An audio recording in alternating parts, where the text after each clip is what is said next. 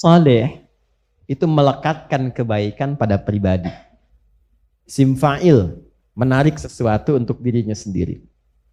Saleh namanya. Salaha yasluhu. Ya, fahuwa saleh.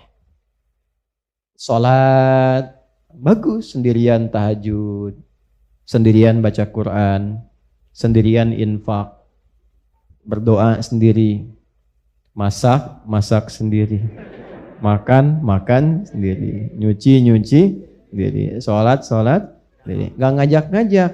Nah ini boleh misalnya. Ini contoh dasar ya, contoh dasar dulu. Maksudnya saya ingin bedakan kata ya, bukan membentuk makna umum yang ada dalam Quran, bukan. Saya ingin bedakan kata dulu, ini yang dimaksudkan. Tapi kalau kita ingin mewariskan, men-share kebaikan ini sehingga auranya terasakan oleh orang lain, ya, maka berubah namanya dari saleh jadi muslih.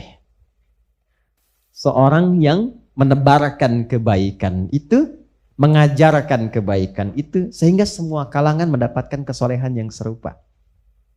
Itu muslih namanya. Baik mengajarkan sesuatu yang mulia, ataupun mencegah sesuatu yang buruk, supaya tetap terjaga kemuliaannya. Ya, kan ini ada yang baik, ya kan? Ada yang apa? Lawannya buruk kan? Ada yang soleh, ada yang salah kan? Ada yang mulia, di sini ada yang jelek. Baik, muslih itu nanti tugasnya dua. Mengajarkan yang dianggap baik, ayo sholat, ayo baca Quran, katakan yang jujur, jaga kebaikan-kebaikan. Atau yang kedua, mencegah tindakan buruk itu lahir. Supaya yang salah tidak muncul. Kenapa dijaga? Supaya kebaikannya tetap terjaga. Tidak terkotori dengan yang jelek. Makanya nanti kenapa hukumnya haram? Yang jelek itu, kenapa hukumnya haram? Ya dari kata hurmah asalnya, seakar dengan kata hormat. Kenapa muncul hukum haram? Untuk menjaga kemuliaan sang hamba sehingga tetap tampil terhormat. Sebab ketika hamba itu mengikuti perbuatan yang jelek, maka akan runtuh kehormatannya di hadapan Allah dan manusia. Contoh begini, maaf, ada misalnya seseorang korupsi.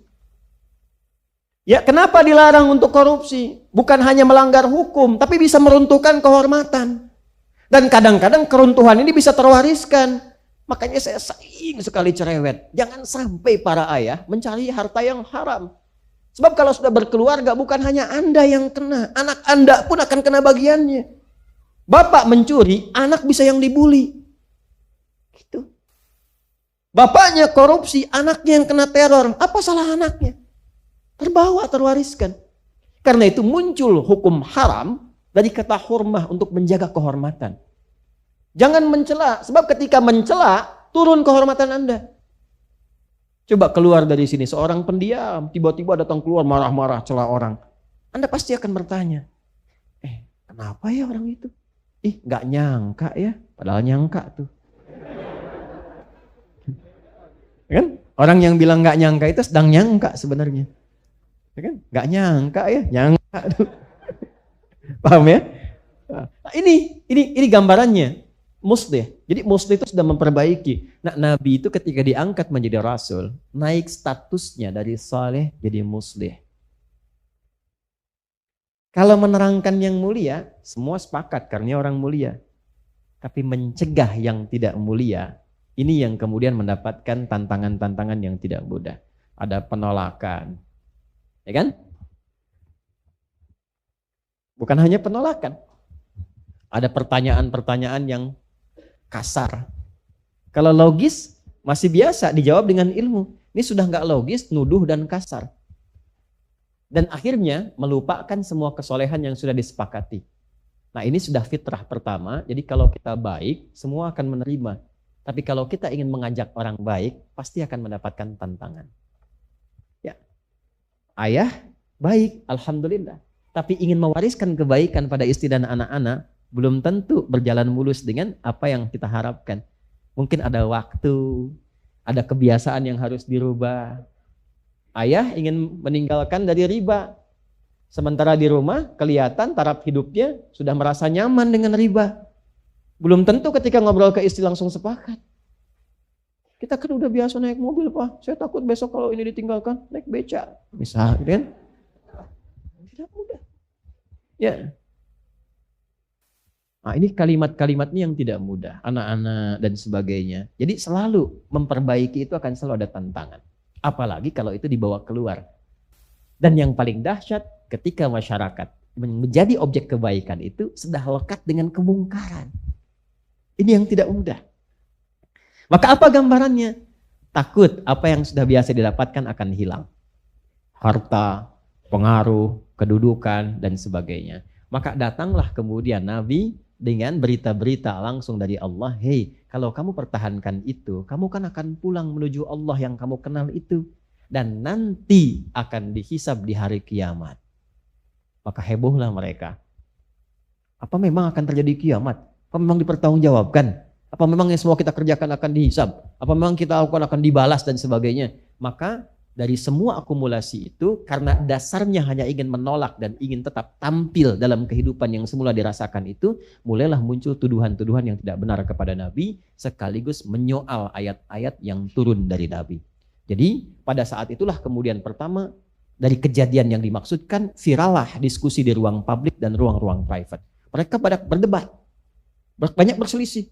Masa sih kita tolak Muhammad, dia kan selama ini benar. Iya selama ini benar, cuman yang sekarang nggak benar katanya kan. Nah itu yang Abu Jahal dan kawan-kawannya itu. Ya, yang lainnya ada yang meyakini, ada yang setengah-setengah ragu, ada yang menyoal, ada yang takut kehilangan kedudukan, ada yang takut kalau dipertanggungjawabkan maka dia nolak hari kiamat. Karena ada sebagian karakter manusia yang kalau bekerja sesuatu itu nggak mau bertanggung jawab. Dan biasanya pekerjaan itu salah. Karena itu orang-orang musyrik pada masa itu menolak hari kiamat bukan karena mengingkarinya, karena takut dipertanggungjawabkan semua perbuatannya.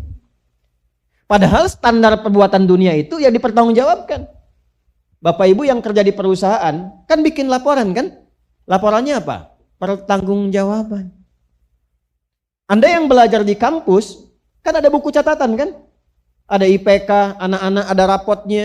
Sebagai apa? Pertanggungjawaban pengetahuannya. Di dunia aja udah ada pertanggungjawaban, apalagi akhirat. Karena itu kalau ada orang-orang nakal, sesama kehidupan dunia saja, supaya nggak tanggung jawab, pasti cari-cari jalan yang tidak benar. Kenapa orang korupsi? Karena nggak mau tanggung jawab. Kenapa orang nyogok? Ya, cari-cari jalan pintas. Kadang di bawah meja, karena takut ketahuan dan minta dipertanggungjawabkan. Makanya kan bahasa polisi, Anda harus pertanggungjawabkan perbuatan Anda nanti di persidangan. Dan persidangan akhirat itu lebih dahsyat. Kenapa orang itu memberi di bawah meja? Konon sekarang dengan meja-mejanya ya. Berarti setannya itu lebih dahsyat dibandingkan zaman dulu. Ya kan? Setan